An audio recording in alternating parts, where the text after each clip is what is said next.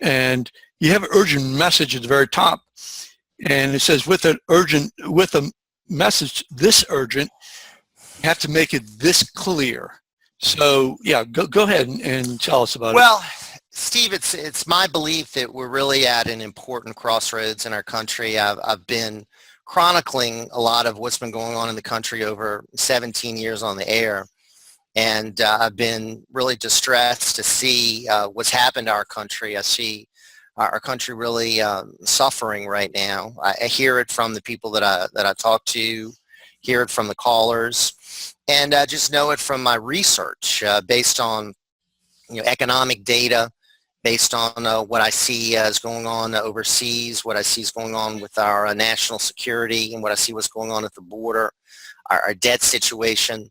So I believe that we cannot as a country continue down the road that really Republicans and Democrats have really been going down. And I blame both parties. I'm not here to say it's just the Democrats' fault. I think it's been really a corruption of both parties, really. And I think we've got to have a course correction.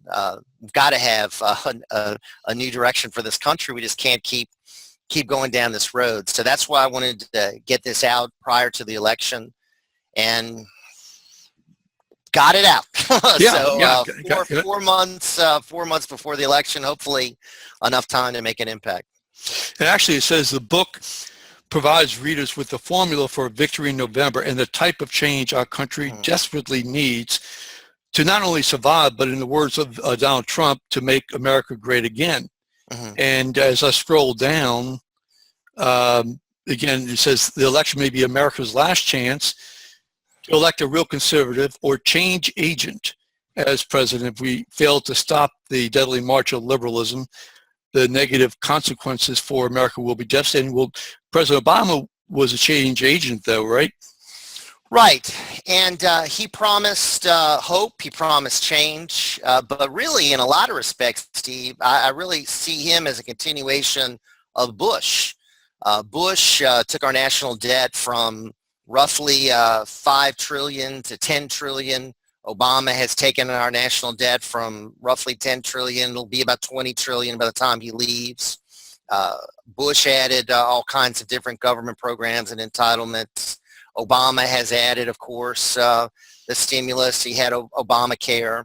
So they both had similar foreign policies, really, as far as how we've dealt with ISIS overseas. They both really are in favor of these trade deals, which I'm opposed to. They're both really not strong as far as border security or doing what we need to do as far as the illegals, which I think is really stop this invasion going on. So I see a lot of similarities between Bush and Obama. So really the change that Obama represented was the fact he was an African American, and he was someone who I think inspired a lot of new people to join the political process. He was a symbol of, I think, hope and the fact that this country's made a lot of positive changes as far as race relations. But as far as policies, I thought he really continued a lot of the Bush policies, and it's interesting. He kept Bush's defense secretary, Robert Gates, to show continuity.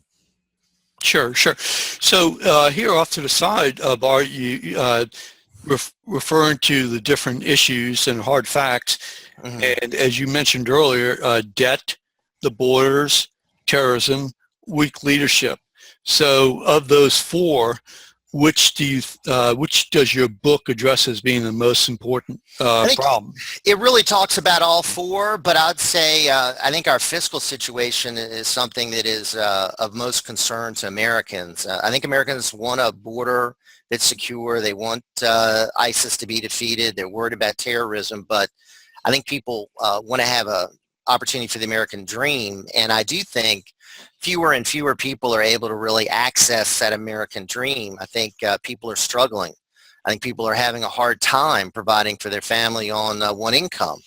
So I think it's all related. The debt situation, our unemployment situation, the fact that we're growing government like we are, and we're not growing the private sector. Tomorrow on my radio program, after you and I visit, I'm going to have on a gentleman talking about manufacturing and the fact that that's been a real troubling component of our economy because we've really lost our manufacturing base, and those are good paying jobs that we've replaced with a lot of retail jobs and service sector jobs, or people just going off the job roles because we have 95 million right now who are out of the labor force.